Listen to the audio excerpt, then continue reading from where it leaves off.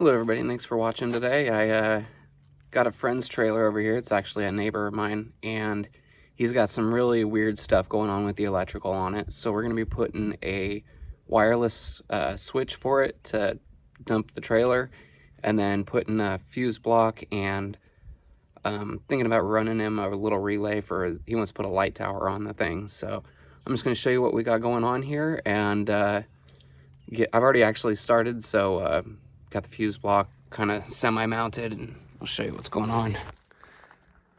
So here's the trailer.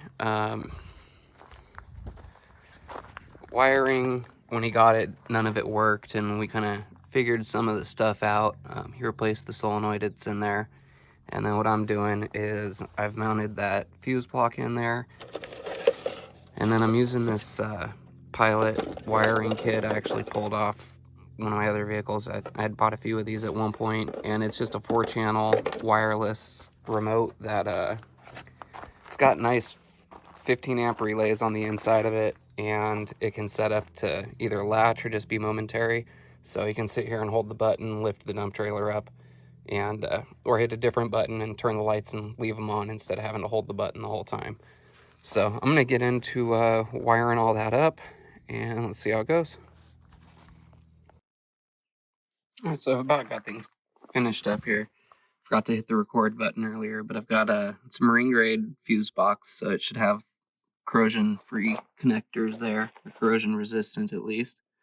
And then that goes into this old battery box, which could use a new cap, but it's better than nothing. And then I've got the wireless switch there. So here are the two wires that you go to the fuses here.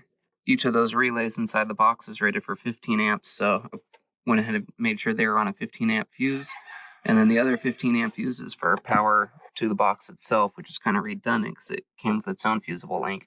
But I didn't want to hack that out and just replace it with another connector. So that's going there. And then going to the hydraulics, we've got the two wires daisy chained together on channel 1, which is the gray wire. Channel 2 is the brown wire, and that goes to the solenoid that brings the dump bed back down. Rest of them are unused. I know he wants to put a light tower on the front of this thing later, so we'll be able to use one of the other two channels available for that. So we got power coming in. This is a fusible link coming from the battery with a 30 amp fuse on it. And on the other end of all of this, we have this switch here. And up it goes.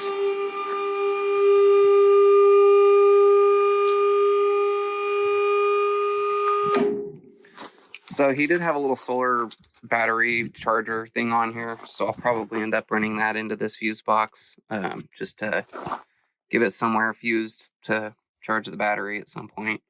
So here's the fusible link coming to the other fuse box. And then went ahead and pulled a wire that was on this post coming straight off the battery. It was coming up through here, wasn't fused or anything for the switch.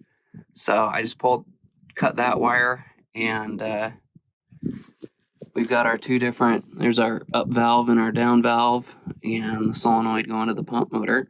So everything kind of, let's see, we got the white wire here is coming in, that activates the solenoid, turns the motor on. This side is ground, so everything's just kind of grounded out through here, and it runs the grounds on the two valves.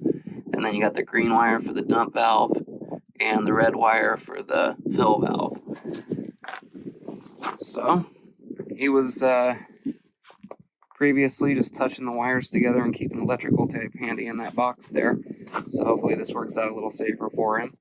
And meanwhile, at least gives him a switch that can be remote. And maybe we'll put some push buttons on later, but he likes the idea of the remote switch, so she comes down slow. Maybe later I'll throw a couple relays in there and we'll have it power down as well as powering up, bring it down a little bit faster, but not prepared for that today. Well, I hope you guys enjoyed the video, and thanks for watching. If you want to see more projects like that, please hit the subscribe button, turn on notifications, and I'll have more coming out soon. Thank you very much.